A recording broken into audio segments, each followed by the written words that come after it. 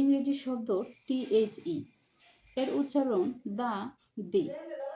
আচ্ছা, এখন কখন বলবো দা আর কখন বলবো দি, মনে রাখার কৌশল।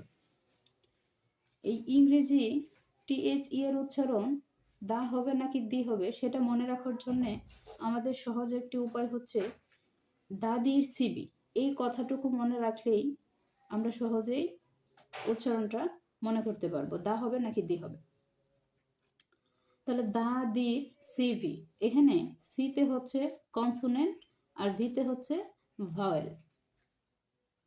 তাহলে যদি শব্দের প্রথম অক্ষর কনসোনেন্ট হয় এবং তার পূর্বে THE বসে, সেক্ষেত্রে উচ্চারণ হবে দা।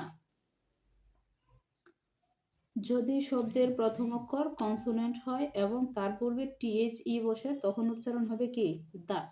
যেমন দা কাউ, কারণ এখানে প্রথম অক্ষর সি, সি হচ্ছে আমাদের কনসোনেন্ট, সেজন্য এর উচ্চারণ হবে দা। The cow.